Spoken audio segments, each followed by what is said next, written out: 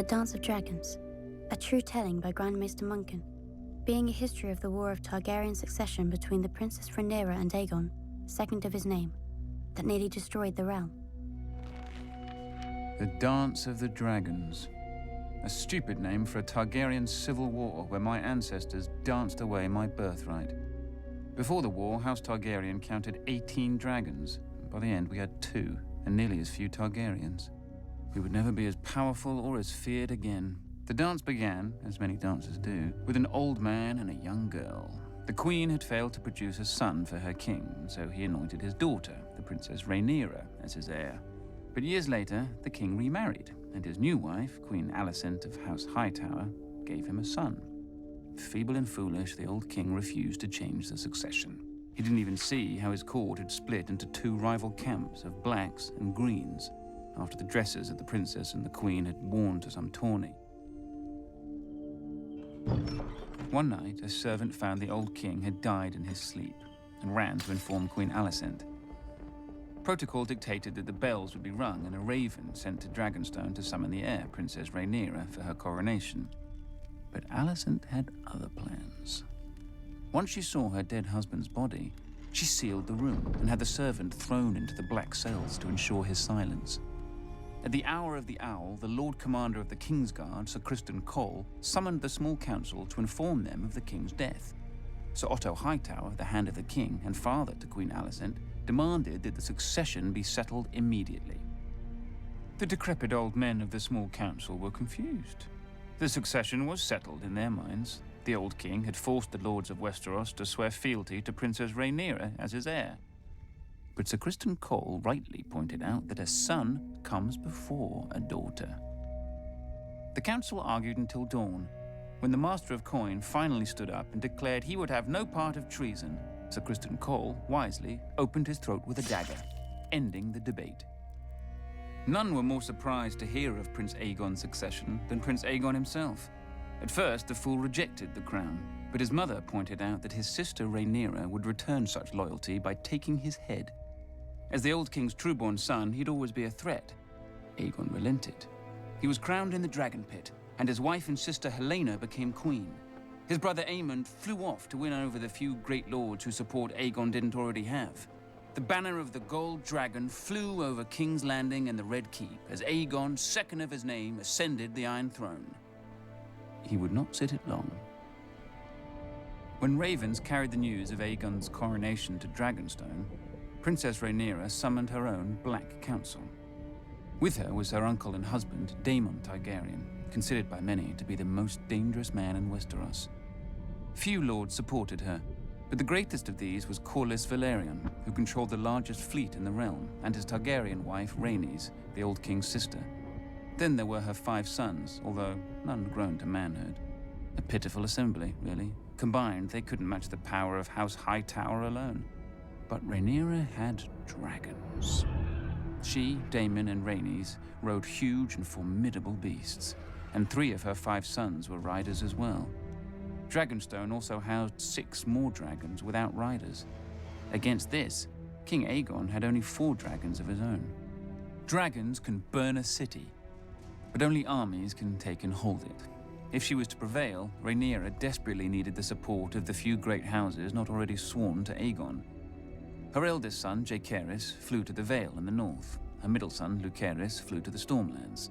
Rhaenyra hoped that the war would begin and, if the gods were good, end with diplomacy. As always, they weren't. Little Prince Lucerys must have wet himself when he entered Storm's End and found King Aegon's younger brother Aemond already with Lord Baratheon. Aemond was fearsome even before he lost his eye and set a sapphire in its stead. But the princeling pleaded his mother's case. Finally, Lord Baratheon made his decision. Go home, pup, and tell the bitch your mother that the Lord of Storm's End is not a dog she can whistle up. As Aemond's false eye gleamed at him, the princeling fled the castle and mounted his young dragon, Arrax. The rain fell in sheets, and great bolts of lightning lit the world bright as day. Arrax was struggling to stay aloft in the gale, when a roar shook the very foundations of Storm's End. Aemond rose through the clouds, and below him, the monstrous Vhagar. Vhagar was 5 times the size of Arrax, and the hardened survivor of 100 battles. Vhagar caught him above Shipbreaker Bay. Watchers on the castle walls saw distant blasts of flame, and heard a shriek drown out the thunder. Prince Lucerys fell, broken, to be swallowed by the waves. With his death, the War of Ravens came to an end, and the War of Fire and Blood began. When Rhaenyra heard of her son's death, she collapsed. She considered ending the war right then, until a raven arrived from her husband, Daemon. Her son would be avenged.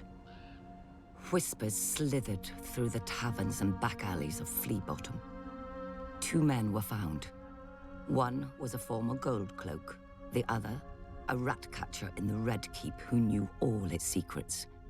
History remembers them only as blood and cheese. One night, Queen Helaena entered the royal apartments with her daughter and 2 sons to put them to bed. Without warning, Blood and Cheese burst in, daggers in hand. They told her that a debt was owed. A son for a son. Blood and Cheese demanded she choose which son would be ripped from her forever. Queen Helaena pleaded with the men to kill her instead, but they refused. Weeping, Helaena named her younger son, Maelor. Perhaps she thought the boy was too young to understand. Or perhaps because the older boy was King Aegon's firstborn son and heir. "You hear that, little boy?" Cheese whispered to the younger son. "Your mama wants you dead." Then blood struck off the older boy's head with a single blow. When the guards burst in, they found Queen Helaena still screaming, clasping her dead son's body to her, mad with grief. The blood of their children transformed a dynastic dispute into a war of annihilation. The grief and rage of losing a child could burn down the world. Either Aegon or Rhaenyra could live at the end, but not both. Rhaenyra's forces struck yet another blow. The moment the Lord of Harrenhal saw Daemon Targaryen circling the castle on his dragon Caraxes, he struck his banners and surrendered. The Blacks now had the strongest castle in the Riverlands. Darker news still came to Aegon. Thanks to Rhaenyra's sons, Winterfell had declared for Rhaenyra, as had the Vale. Furious, Aegon dismissed his grandfather, Sir Otto, as Hand, and appointed Sir Criston Cole, who swore to march on all the lords who had declared for Rhaenyra and put their castles to the torch. Cole and the royal army first marched north and laid siege to Rook's Rest, a black stronghold near Dragonstone. When their lord saw their approach, he sent a raven to Rhaenyra, begging for help. For days he watched his fields and villages burning, with no response from his queen, until one day, a shadow passed over the Green Army. Rhaenyra had sent not an army, but her former mother-by-law, Rhaenys, and her dragon, Meleys. As her ancestor had done at the Field of Fire, Rhaenys gleefully began to incinerate Sir Criston's army. But Aegon had set a trap, and Rhaenys had flown right into it. As Rhaenys and Meleys blanketed Sir Criston's troops in dragon flame, 2 other dragons rose into the sky. Aemond on Vhagar, and King Aegon himself on the gleaming Sunfire. To her credit, Rhaenys didn't flee. Dragon fought dragons, and a second sun blossomed in the sky. When the smoke cleared, only Aemond and Vhagar stood uninjured. Sunfire, the most magnificent dragon in the world, had one of its wings almost completely torn from its body. Trapped beneath Sunfire was the king himself, broken and burned so badly in places that his armor had fused onto his flesh. His body survived, but his mind was given over to milk of the poppy. Meleys had been torn to shreds, and her rider, Rhaenys, was a pile of ash. Panicked by the defeat, Rhaenyra shipped her 2 youngest sons across the narrow sea for their protection, only for her youngest to return days later, clinging to the neck of his wounded and dying dragon. He and his brother had been set upon by an enemy fleet just off Dragonstone. Defying his mother's command, Rhaenyra's eldest son and heir, Jaehaerys, mounted his dragon Vermax and flew to rescue his other brother and punish the enemy fleet. But the foolish boy let Vermax be hooked like a trout and dragged into the sea, where he soaked up even more arrows than seawater. His brother disappeared over the horizon or beneath the waves. No one could say for sure. With the loss of 4 dragons, Rhaenyra's only advantage was fading. Luckily for her, over the centuries, House Targaryen had spilled more than blood on Dragonstone. She promised gold and title to any of the Targaryen bastards who could tame the 6 unclaimed dragons on the island. These bastards were called the Dragonseeds, though most were called Supper. And perhaps the dragons were eventually sated, or bored, but 4 of them accepted riders and were enlisted in Rhaenyra's cause. After Rook's Rest, Aemond One-Eye took command of the Greens from his crippled and poppy-addled brother. Aemond was the blood of the dragon, and dragons don't cower behind city walls.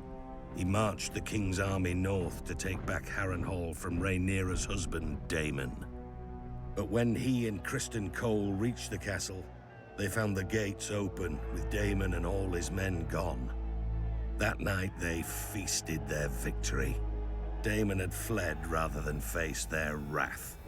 But Daemon was more snake than dragon. As Aemond marched north, he'd flown Caraxes south, slithering past the Green Army over the waters of the God's Eye.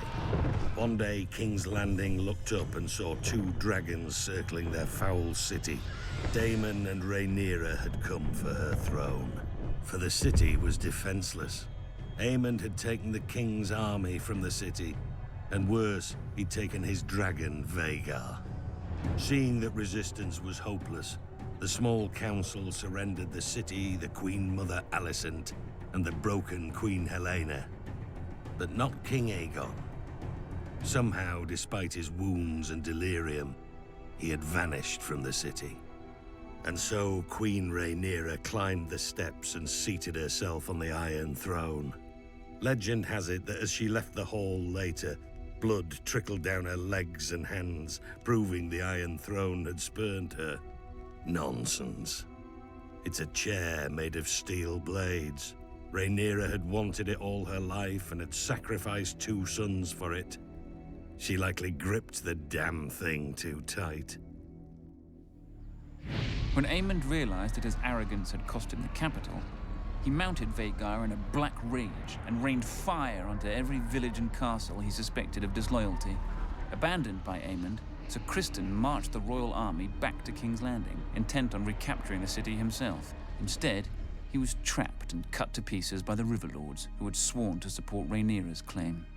When a new army of Green Loyalists marched up from the Reach and laid siege to the city of Tumbleton, Rhaenyra sent 2 of her Dragonseeds to lay waste to them.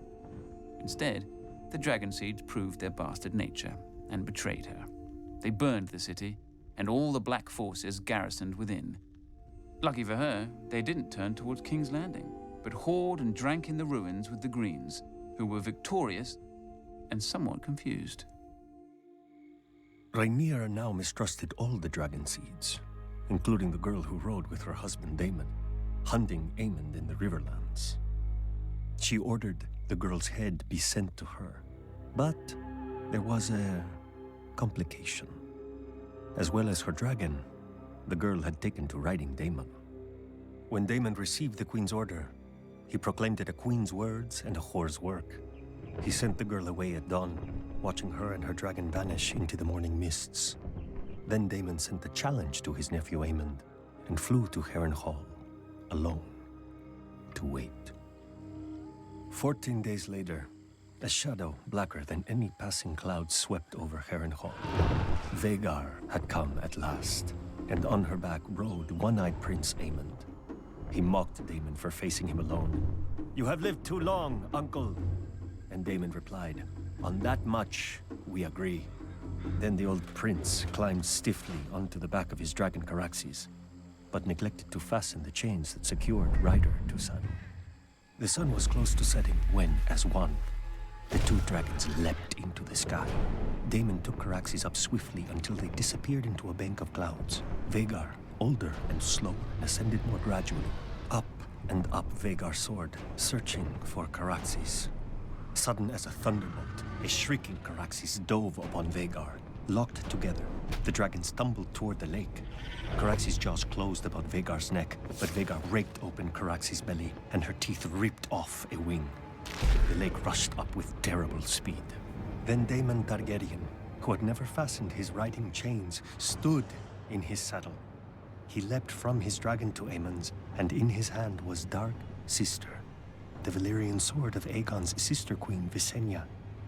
As Aemon One Eye looked up in terror, Daemon ripped off his nephew's helm and drove the sword down into his one remaining eye so hard the point came out the back of the young prince's throat.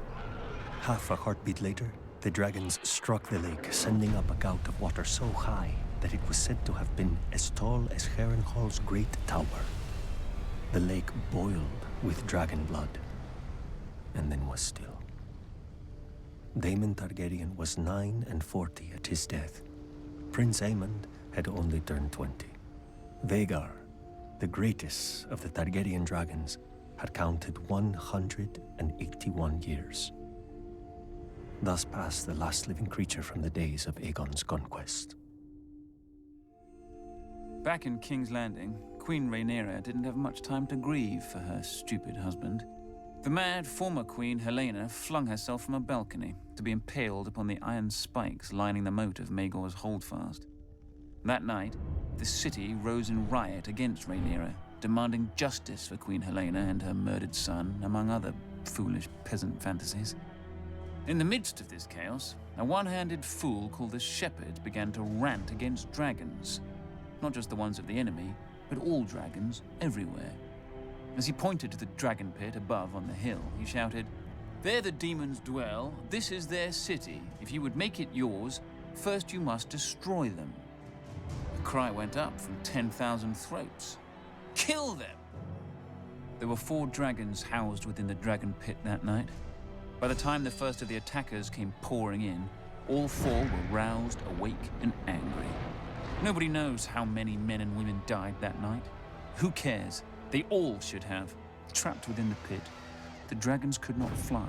Instead, they fought with horns, claws, teeth, and fire. For every man who died, 10 more appeared, shouting that the dragons must die. One by one, they did. Finally, the last remaining dragon broke her chains, spread her wings, and flew straight up at the Great Dome, trying to flee. Already weakened by dragon flame, the dome cracked under the force of impact, and then tumbled down, crushing dragon slayers and herself. High atop the Red Keep, Queen Rhaenyra clutched her 2 remaining sons to her as she watched the end of her family's might, too afraid of the peasants to defend her dragons. At least her older son, Joffrey, had a man's spine. He stole his mother's dragon, Syrax, and tried to fly it to the dragon pit to save his birthright. But the stupid beast didn't understand, and twisted beneath him, fighting to be free of the little boy. Until it was. A queen is still a woman, with all the weakness of that sex. Weeping for her lost son more than her dragons, Rhaenyra abandoned the Iron Throne and sold her crown to buy passage for her and her last son back to Dragonstone.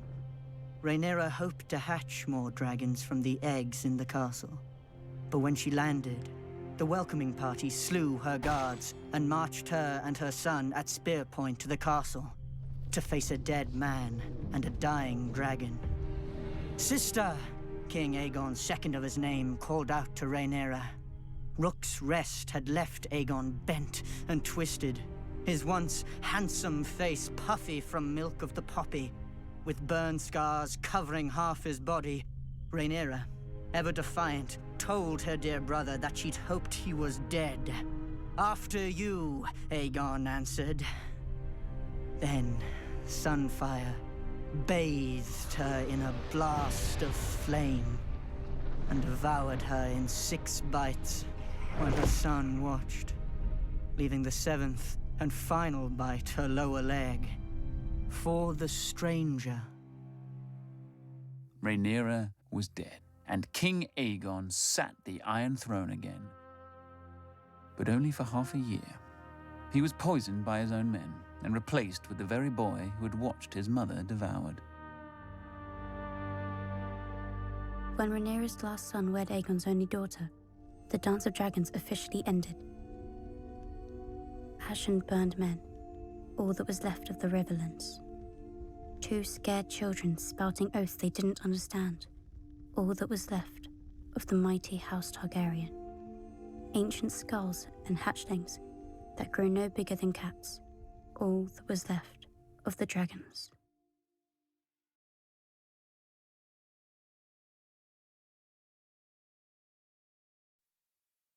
Each brother of the Night's Watch swears a sacred oath to protect the realms of men. That doesn't mean pissing about, waiting for the cold to finally put an end to you. It means bleeding. It means fighting. It means going beyond the wall and hunting down those who mean harm to the realm. So how do you get 1,000 rapists and thieves to fight together, to bleed together? That's the burden of the Lord Commander. He keeps the builders building, the rangers ranging, and the stewards stewarding, or else it all falls apart. Each Lord Commander is chosen from and by his fellow brothers, and he serves for life.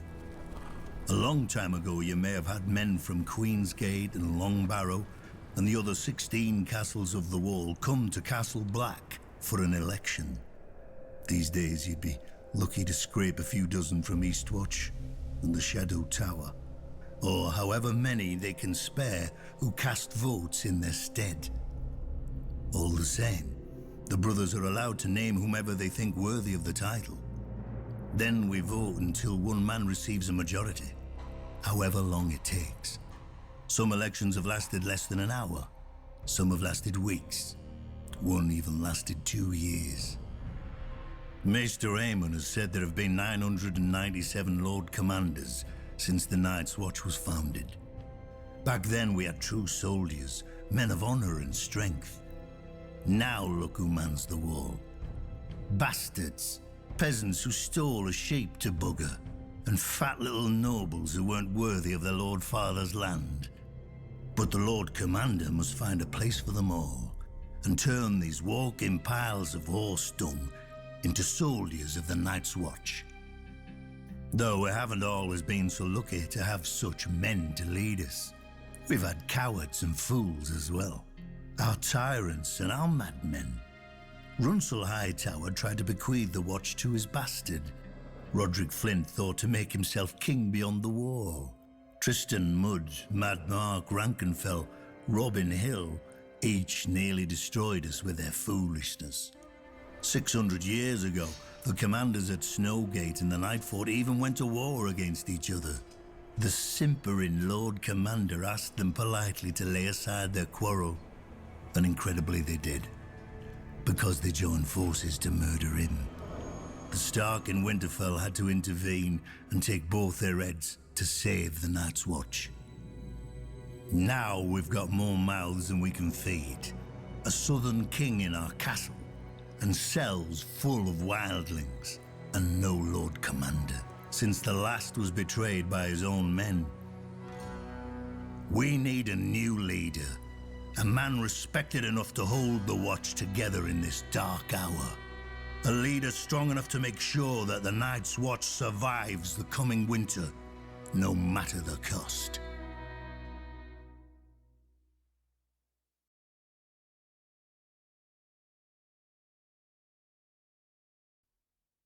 Brandon the Builder, founder of House Stark, raised Winterfell with giants over 8,000 years ago.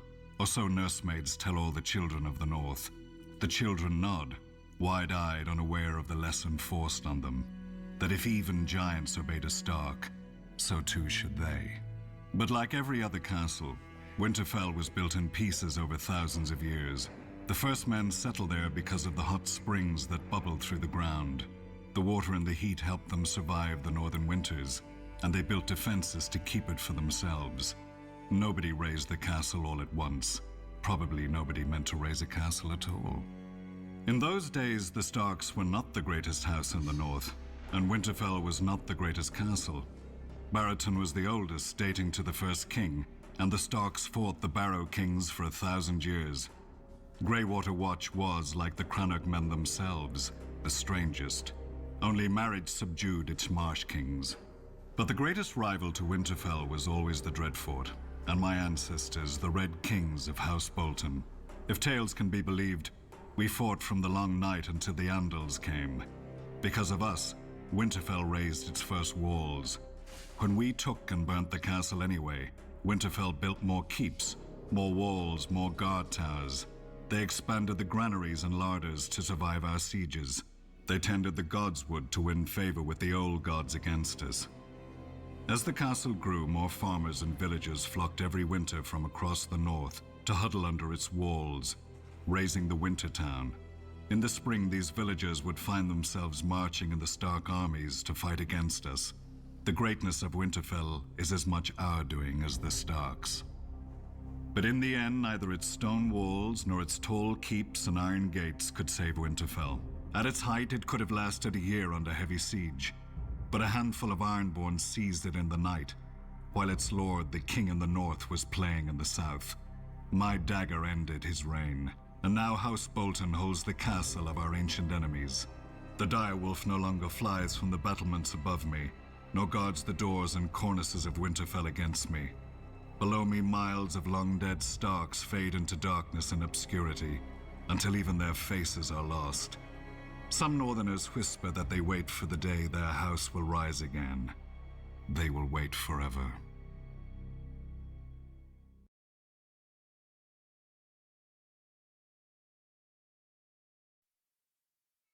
Barristan the Bold, they call me to my face.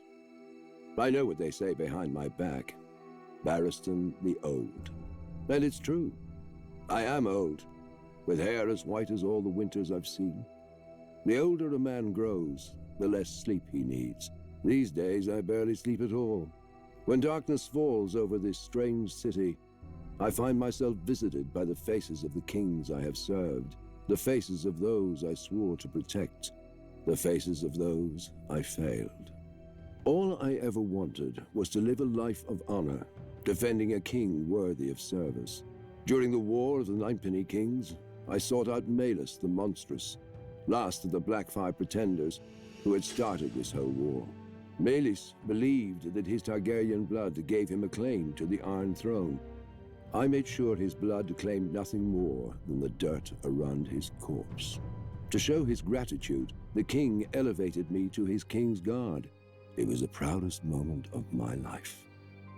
But that king died, and I wasn't with him. Not that I could have saved him if I had been, but still, I vowed to do better with his son, the young Prince Aerys. For 20 years, his reign was peaceful and prosperous. Aerys was well loved by his subjects and respected by his lords. But as years went on, Aerys' temper soured. He became obsessed with dragons and fire, and the swords of the King's Guard couldn't defend him from the enemies he saw lurking in every shadow. My king went mad. But there was hope. His son and heir. Prince Rhaegar was everything a kingdom could hope for in a ruler. He was strong but gentle, wise and cautious, and a good friend. No matter the wounds Aerys dug into the realm, we had faith that his son would sew it back together again when he ascended the throne. Then came Lord Went's tourney at Harrenhal, the largest ever in Westeros. I unhorsed every man against me until only Prince Rhaegar remained. We each set our feet in our saddles and lowered our lances and charged. And I fell. Muddy and bruised, I then watched Rhaegar present Lyanna Stark with the victor's crown of roses, though she was betrothed to Robert Baratheon. And Rhaegar himself was married to Elia Martell. We all know what happened after. If I'd been a bit quicker with my lance, if I'd chosen a faster horse, perhaps I could have spared the kingdom from the destruction that came after. Or if I'd thought to warn Brandon Stark against his rashness.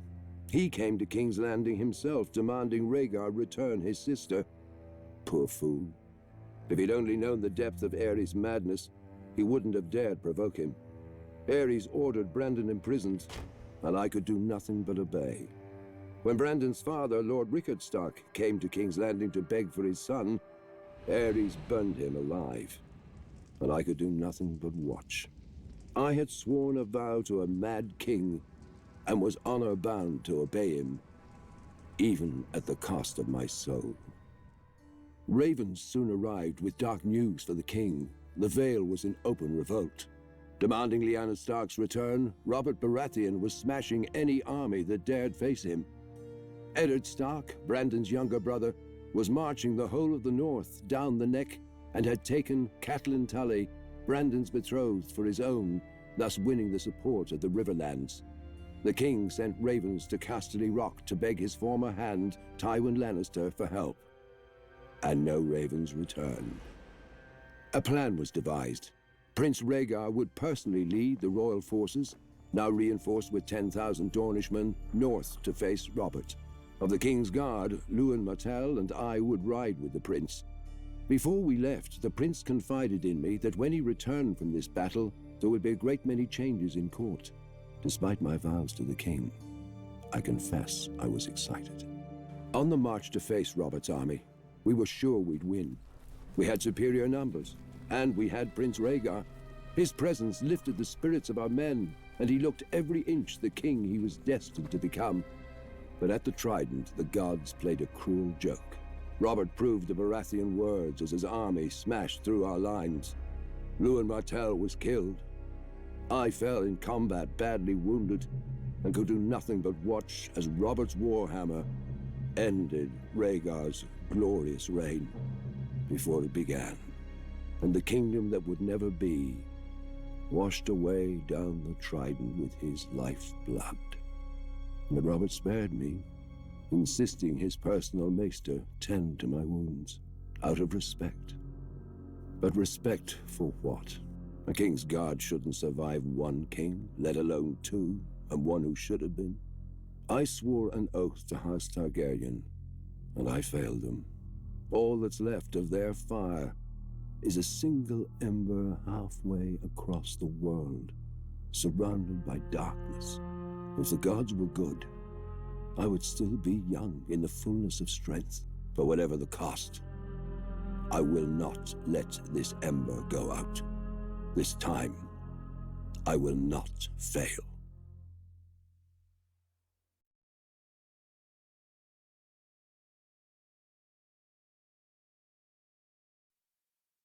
The great masters of Meereen, as if calling themselves such could make them so.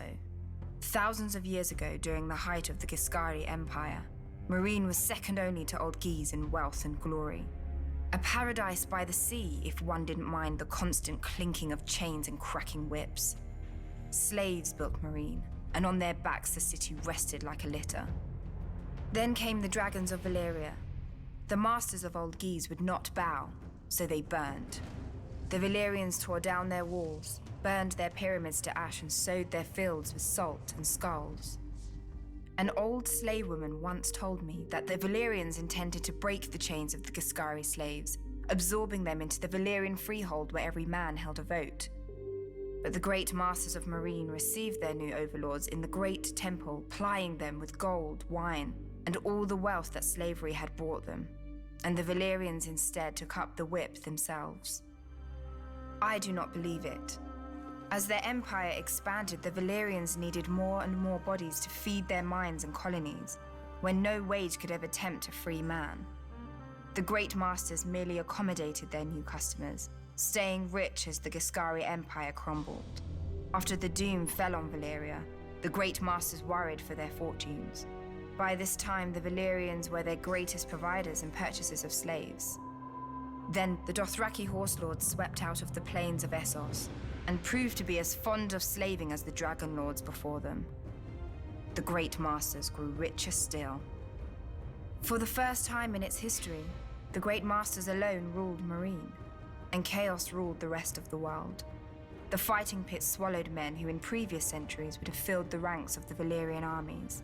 Without these soldiers to maintain order, the wealthy had to buy their own, which the good masters of Astapor were more than willing to sell. If the buyer's nerves still needed calming, the wise masters of Yunkai could sell him further release.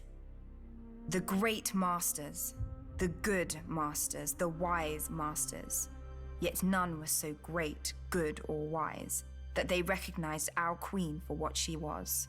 Her ancestors had destroyed them, then become them. Perhaps they assumed she would bend as easily. But our queen does not bend. She breaks.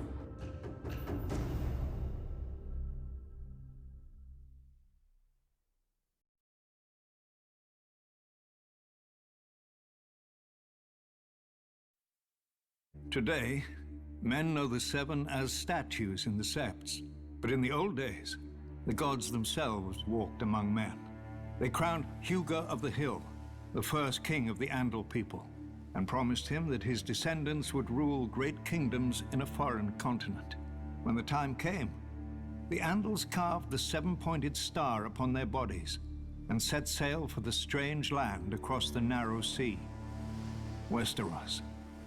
Whilst Andal warriors battled the first men for kingdoms, Andal septons battled for souls and were received just as courteously. We don't know how many bold and pious men lost their lives, but adversity bred strength. Our purest and most righteous believers took up the sword to defend and preserve the faith from its enemies. So was born the Order of the Faith Militant. When Aegon the Conqueror landed in Westeros, the High Septon locked himself in a sept for 7 days and 7 nights. Finally, the crone lifted her golden lamp and showed him the path ahead. The High Septon himself would anoint and crown Aegon as Lord of the Seven Kingdoms, and the Faith Militant rallied behind Aegon in governing his newly united land. Yet Aegon and his sisters never wholly accepted the faith. The High Septon had conceded Aegon's marriages to his sisters as a relic of his Valyrian heritage, which would soon fade. But when Aegon's heir wed his daughter to his son, the faith could brook such abomination no longer. The High Septon led the denunciation of the Targaryens, and all over Westeros the Faith Militant took up their swords against the dynasty and its supporters. The Faith Militant set upon and punished the Septon who had performed the ceremony. A few of the Faith Militant's more militant members even scaled the walls of the castle and would have slain the king and his family had a knight of the King's Guard not intervened. Frightened, the king fled to Dragonstone, where he soon died of cramps. And so ascended the king's younger brother, Maegor the Cruel. His first act was to challenge the Faith Militant to kill him if they believed his rule to be ungodly. To the Order's eternal credit, they accepted. Ser Daemon Morrigan proposed a trial by 7, Ser Daemon and 6 of the Faith Militant against the king and his 6 champions. It was a contest in which the kingdom itself was at stake, and the accounts and tales are many. But at the end of it, Maegor alone lived, proving that the throne was rightfully his. He mounted the Black Dragon, Balerion, and burnt down the Sept in King's Landing, while the Faith Militant were inside at morning prayers. The screams of the burning and dying men were said to echo throughout the city.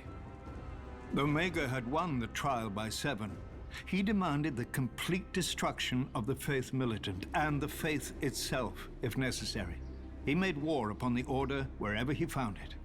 Yet the Faith Militant would not surrender, raising armies of their own and turning Maegor's own lords against him. The Father's justice may not always be swift, but it is certain. One morning, Maegor was found dead on the Iron Throne. No one knows how. Maegor's cruelty died with him. His successor saw the wisdom of a united crown and faith, and his hand reached an accord with the High Septon. As long as the Iron Throne defended the faith would put aside its own swords and its condemnation of the Targaryens. Perhaps the High Septon felt he had no course but compromise. Outlawed and hunted for years, the Faith Militant was but a shadow of its former self. Without its own guardians, the faith would have to rely on corrupt, worldly kings and their corrupt, worldly courts. For thousands of years, the Faith militant had stood watch over the Faith. And then, its sun set. Now, after years of war and destruction, of abomination and blasphemy, none can argue that we have been walking through darkness. Perhaps the time has come when the sun must rise again.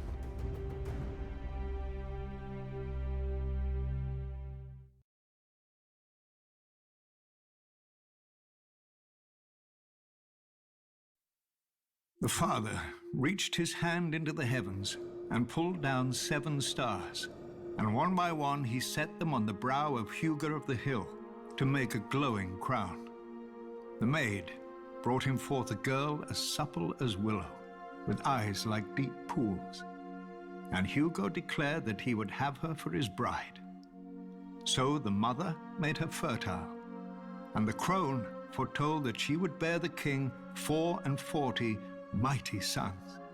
The warrior gave strength to their arms, whilst the smith wrought for each a suit of iron plates.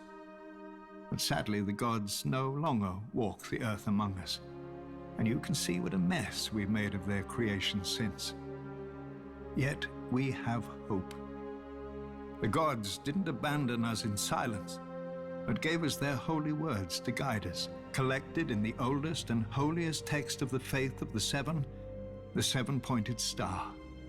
Divided into 7 books for the 7 aspects of God, in it we learn of the Father's justice, the Mother's mercy, the Maiden's innocence, the crone's wisdom, the warrior's strength, the smith's labor, and the stranger's peace. It is a long book. Many never read it in its entirety, even if they could. When the Andals first sailed for Westeros, filled with divine fire, every warrior carved a 7-pointed star into his body, for even that was easier than carving its namesake into his mind. Though one could perhaps argue that it wasn't the warriors, but the Septons and Septors, armed with the holy text of the 7-pointed star, who truly conquered Westeros. The first men had no letters, but the runes they would scratch onto rocks. No gods, but the faces they would carve into trees. But then came our holy men and women among them, bearing the very words of the gods under their arms. Trees and rocks were no match for the 7-pointed star, and most of Westeros soon turned to the faith and to its guardians, their new Andal overlords. Whilst the Andals soon fractured into warring kingdoms, the faith remained whole and indivisible, bound together by the 7-pointed star. When those kingdoms fell to Aegon and his dragons thousands of years later, the faith remained subject only to the 7 above and the 7-pointed star below. Or so it was supposed to be. Too often, our High Septons have lost their way, clouded by worldly wealth and power. No matter. We still have the 7-pointed star. Men's will and virtue may fail, but the words never do. As men bow to their lords and lords to their kings, so kings and queens must bow before the 7 who are one. The knees of the powerful work the same as the knees of the weak, and were given to all for the same purpose, to bend before the gods, or break in the bending.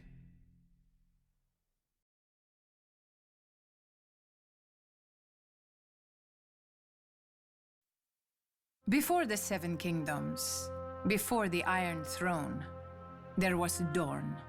12,000 years ago, the first men crossed the land bridge from Essos to here. Of course, they were men, so they soon broke it. Then, while their cousins to the north built kingdoms, the Dornish squabbled over land, water, and wives. For centuries. Until Nymeria, a warrior princess in Essos. She led a fleet of 10,000 ships across the narrow sea to Dorne. Almost all of the petty lords made it clear that she wasn't welcome. All but one, Mors of House Martell. He saw in her a strength to match any man, including his rivals. After she accepted his marriage offer, she set fire to her ships. For 50 leagues, the coast was bright as day, and in the burning light, Princess Nymeria named Mors Martell the Prince of Dorne, in the style of her people. Dorne would be her home, or her grave. For many years, Nymeria and Mors waged war against all rivals. The Jordanes, Blackmonts, Corgyles, and even the mighty House Ironwood. They sent no fewer than 6 self-styled kings to the wall in golden chains. After Mors fell in battle, Nymeria took command of his armies and united Dorne. In 2 years, she ruled for 27 more, and though she married again, those husbands were little more than counselors and consorts. Dorne was Nymeria, and Nymeria was Dorne. She survived a dozen attempts on her life, put down 2 rebellions, and threw back 2 invasions. And when at last she died, her eldest child succeeded her, her daughter, not her son. And Dorne followed her because Nymeria had proven that women were equal to men, if not better. Centuries later, Aegon Targaryen sought to unite Westeros as Nymeria had Dorne. The other 6 kingdoms fell quickly before his dragons and ambition. When his sister wife, Rhaenys, flew her dragon south and demanded our surrender as well, Princess Meria Martell warned, "I will not fight you, nor will I kneel to you. Dorne has no king. Tell your brother that." Rhaenys threatened that the next time the Targaryens would come with fire and blood. Meria replied, "You may burn us, my lady, but you will not bend us, break us, or make us bow. This is Dorne. You are not wanted here. Return at your peril." Rhaenys did, and she died. Her dragon died. All her soldiers died. Eventually, her brother, the Conqueror, conceded that what Nymeria had done, he could not undo. Generations later, another foolish Targaryen invaded Dorne. He died as well. Eventually, we did join the 7 kingdoms, but when we wanted, and on our terms. If dragons could not conquer us, why should we fear lions? Unbowed, unbent, unbroken. The words of House Martell, the words of Dorne. Men may forget, but women always remember. When we were divided, Nymeria united us. When we were invaded, Meria defended us. Now Dorne has been humiliated, its prince murdered. Who will rise to avenge us?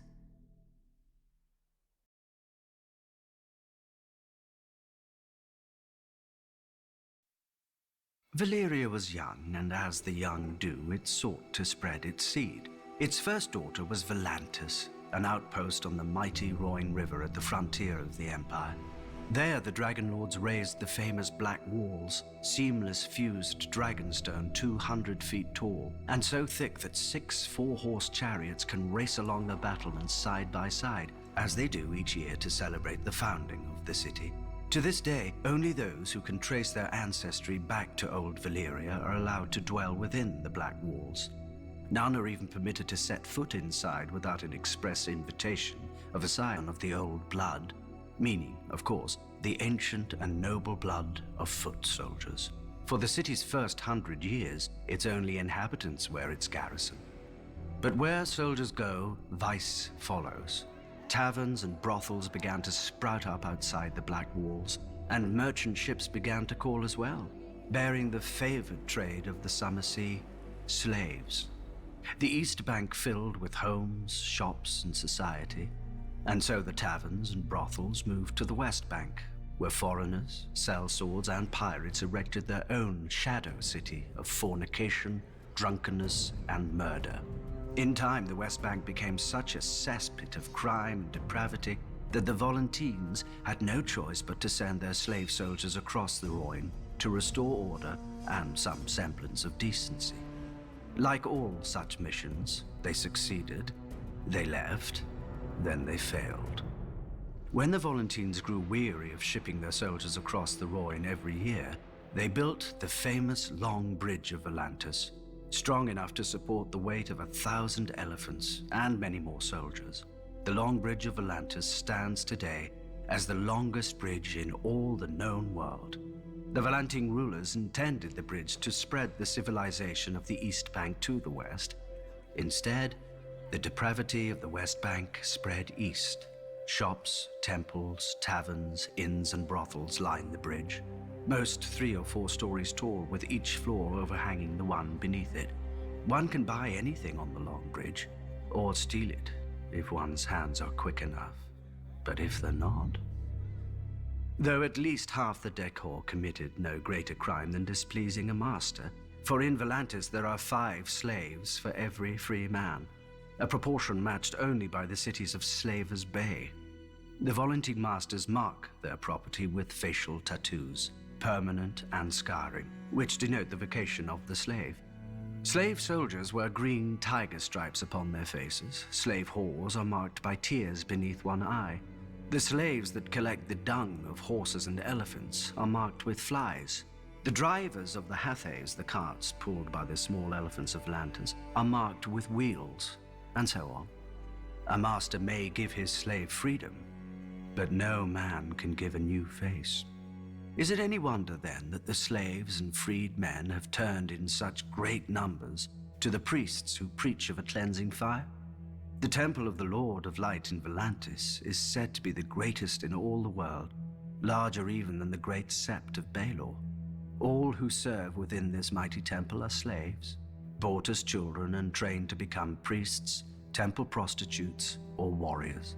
And one could argue its adherents outside the temple are slaves as well, in mind if not in body. Magic frees nobody except its practitioner to do what he will with those who can't, just as the black walls free the old blood to see what they will. Without those, they don't. But one must wonder how much longer such freedoms will endure, when across Essos, one hears the sound of chains breaking, of slaves rising, of dragons roaring. Volantis may call itself the first daughter of Valyria, but it is not the last.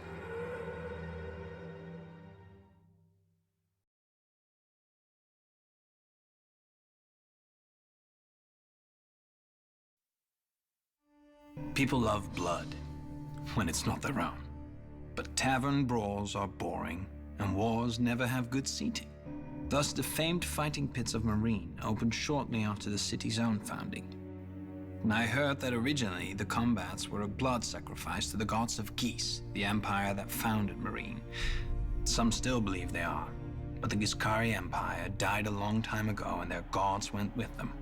Yet the pits remained open, filling the city's purse with gold from the ends of the earth. I suppose the fighting pits are a blood sacrifice after all. Only the gods changed. In the pits, slaves fought each other to the death for fame and glory. And gold for their masters. A lot of gold. Enough for the masters to invest in rigorous training. Slaves were taught to fight like Dothraki screamers, bearded priests of Norvos, iron-born reavers, Westerosi knights, Qohoric hunters, and Lysene pirates. Whatever would excite a crowd. After all, everyone wants to know who is the best. And, of course, who isn't. For the crowds don't come only to see men fight well.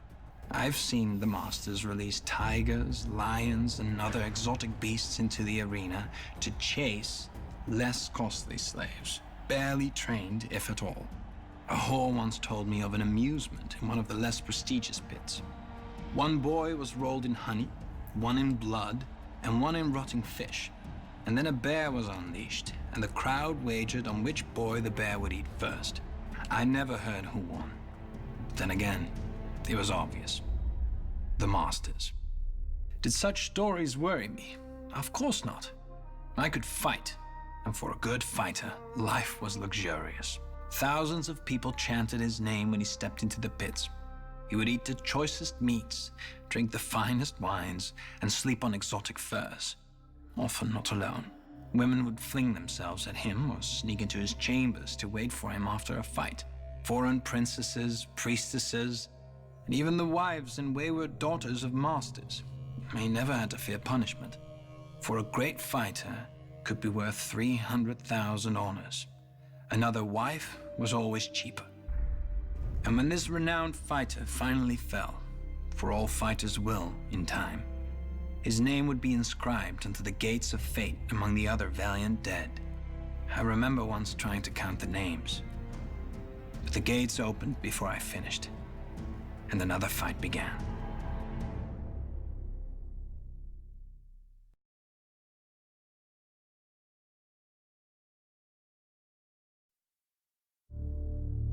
Most cities are built on stone. Braavos was built on ships, or more specifically, their cargo. Slaves who rose up against their Valyrian captors and seized the helms of the convoy. Of all crimes, Valyria punished rebellion most severely.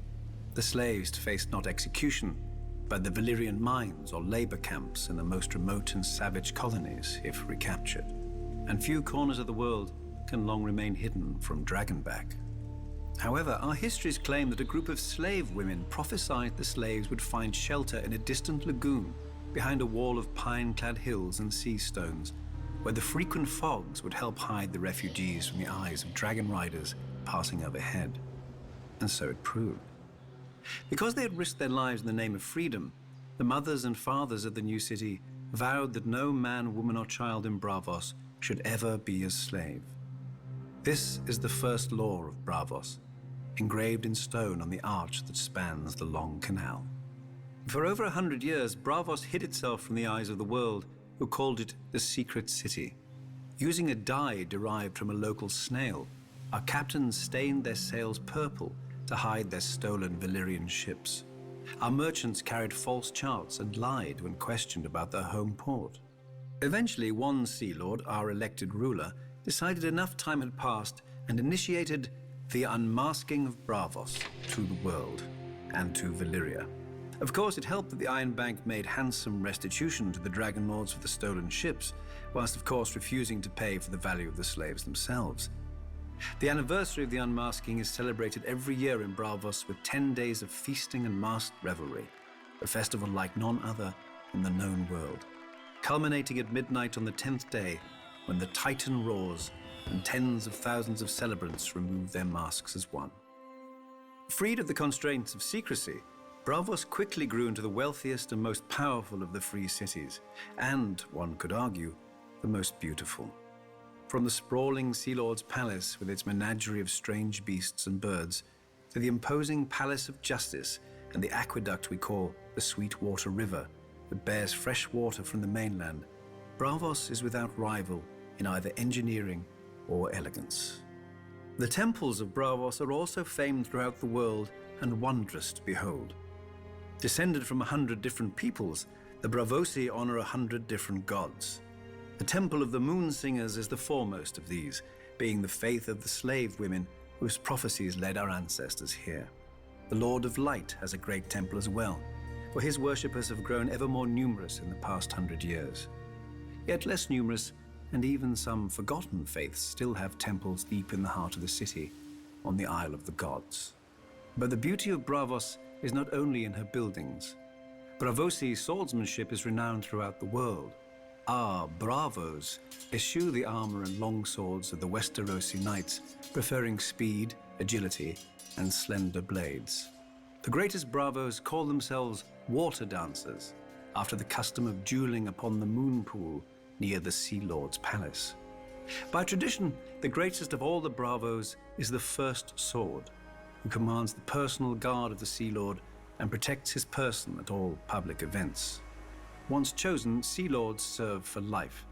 Inevitably, there are always those who wish to cut that life short to effect some change in policy. Though not even the First Swords are the true guardians of Braavos. That honor goes to the Titan, who protects the entrance to the harbor. With his proud head and fiery eyes looming close to 400 feet above the sea, the Titan is a fortress of a kind never seen before or since. His eyes are huge beacon fires, lighting the way for returning ships into the lagoon. Within his bronze body are halls and chambers, murder holes, and arrow slits. Enemy ships can be steered onto the rocks by the watchmen inside the Titan, and stones and pots of burning pitch can be dropped onto the decks of any that attempt to pass between the Titan's legs without leave. This has seldom been necessary, however. Not since the Century of Blood has any enemy been so rash as to attempt to provoke the Titan's wrath. Should an enemy break through into the lagoon, however, he would face the walls of Braavos, again not of stone like other cities, but of ships. The arsenal of Braavos can build one of our famous purple-hulled war galleys in a single day. All the vessels are constructed following the same design, so that all the many parts can be prepared in advance, and skilled shipbuilders work upon different sections of the vessel simultaneously to hasten the labor. To organize such a feat of engineering is unprecedented. One need only look at the raucous, confused construction in the shipyards around the world to see the truth of this. Let us imagine that even the arsenal, great as it is, failed us. An enemy who could defeat both the Titan and our fleet would be strong indeed. But Braavos does not depend only on statues and ships. We also have iron and gold.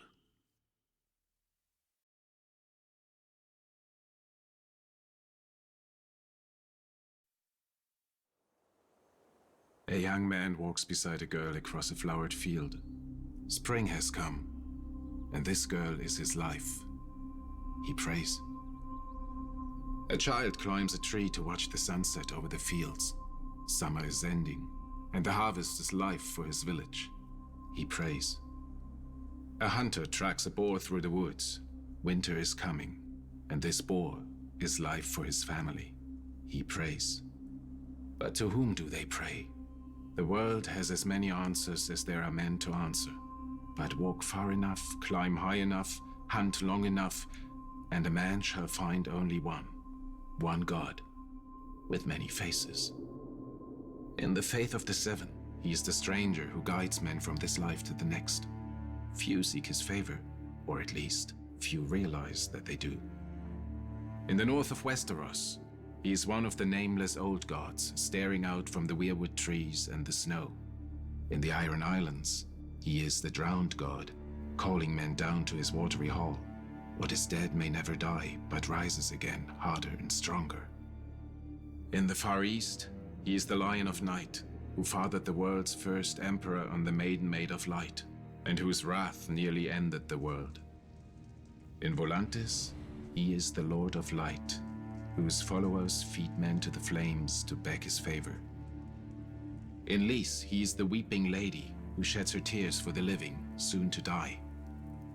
In Qohor, he is the Black Goat, and he feeds on blood offerings every day.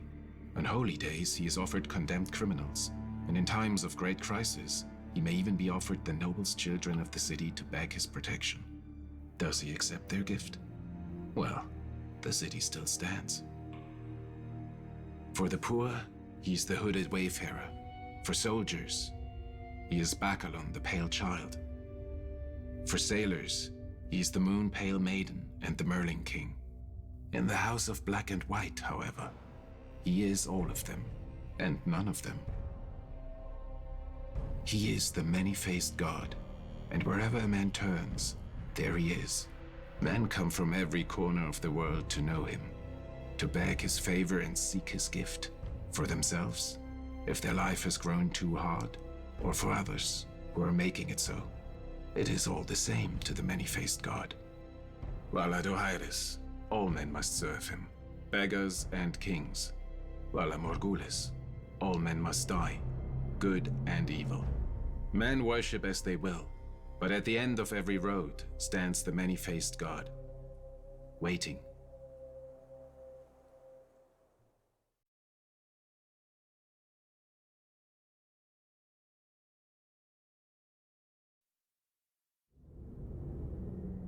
Who are the faceless men?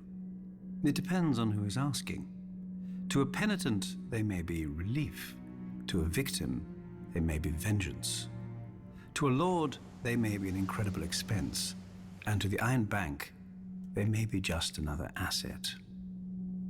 Nobody but the faceless men know their origin, though the order is rumored to predate the founding of Braavos. We know only that they reside in, or are somehow aligned with, the House of Black and White, that odd and lonely building where few who enter ever leave. Some whisper that those weirwood doors open not on a house, but onto the world of the dead, from whence the faceless men rise when summoned. We can dismiss such foolishness as we do the fishwives who spread it. The House of Black and White is merely a temple, consecrated to the many-faced god, and filled with statuary of his many faces. The old gods of Westeros, the Lord of Light, the Black Goat, the Lion of Night, the Weeping Lady, the Stranger. Perhaps now you understand what is worshipped here, and along with them, other gods whom none alive now recognize, brought here long ago by sailors who never came again. Unlike the priests of other religions, the servants here preach no sermons and perform no ceremonies. As far as one can see, silence and solitude form the whole of their worship, as well as collecting the occasional devotee. If one wants to engage a faceless man, one visits the House of Black and White and pays the price. As for what that may be, those who have paid it rarely speak of it. For make no mistake, from the moment the faceless man accepts your offer, the man you named is dead, though he doesn't know it. Perhaps not that day, perhaps not that year, but soon, and inevitably. Many would say you are as much his murderer as if you'd swung the axe yourself, just as many would say that's the point.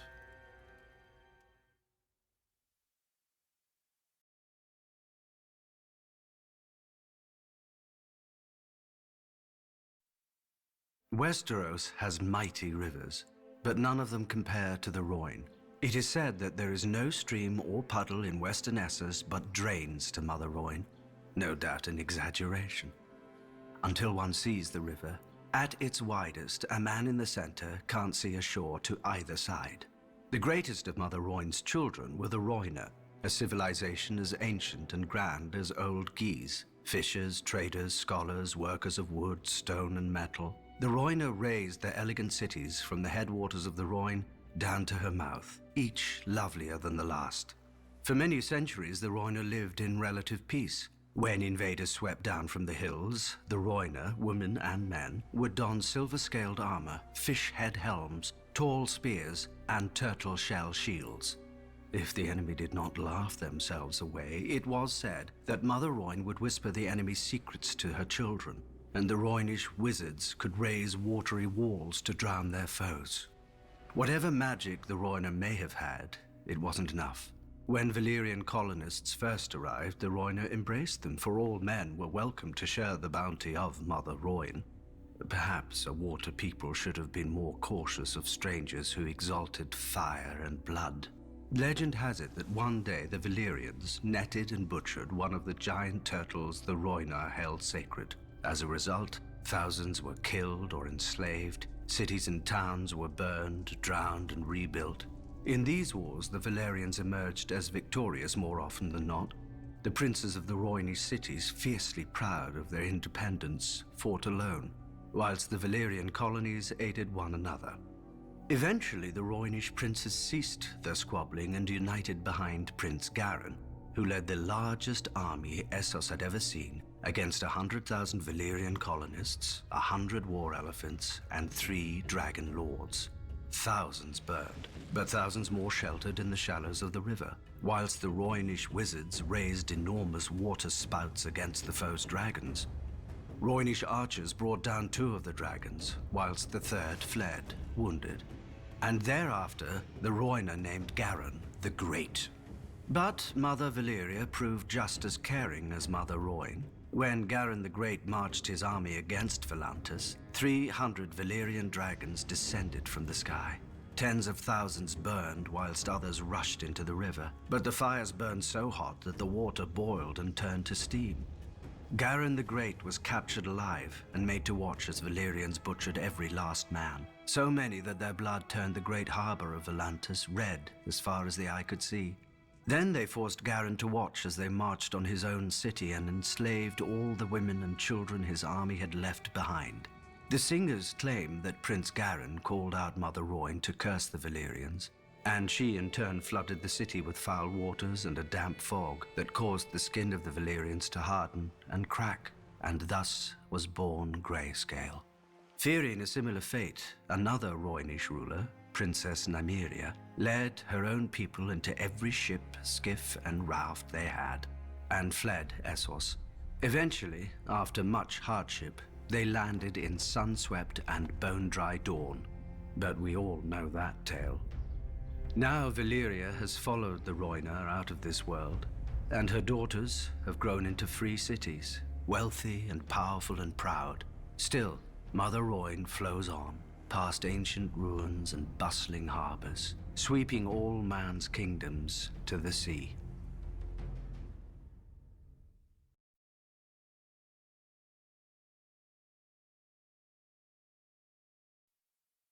Few afflictions are more feared than Grayscale, and far past the point of reason. A legend calls it Prince Garin's curse, after an ancient eastern prince whom the Valyrians hung in a cage and forced to watch the immolation of his city and people. As his city burned under dragon flame, this prince called on his god for vengeance, and a thick fog of foul humors rose from the Rhoyne to smother the Valyrians with Grayscale. But if diseases could be called down by the vengeful, we'd have no health in the world. More likely the disease predates the Valyrians entirely, confined to some remote region of Essos, and only spread throughout the world once the Valyrians linked the continent with roads and dragons. The disease begins as a rash. The afflicted flesh stiffens, calcifies, and cracks, and assumes the disease's nominal hue. Victims are graciously spared pain, as the disease dulls sensation in the infected limbs. But the disease is insidious, and slowly it creeps over the skin and into the organs. Once the infection reaches the brain, feral madness replaces humanity, and the transformation to a stone man is complete. There is no consensus on treatment. Some maesters advocate mustard poultices, vinegar rinses, and scalding hot baths. Others claim only 3 cures: axe, sword, and cleaver. Hacking off afflicted parts does sometimes stop the spread of the disease, but not always. Many a man has sacrificed an arm or foot only to find the other going grey. Those who have been miraculously cured of Grayscale are few, and usually were subjected to so many treatments that isolating the responsible cure is impossible. Besides, few maesters, priests, or healers have the courage for such experiments as would prove a cure. Grayscale is highly contagious, being known to spread from even the slightest contact with an infected person. Hence the current occupation of Valyria by the Stone Men, exiled from their homelands at the first sign of the disease.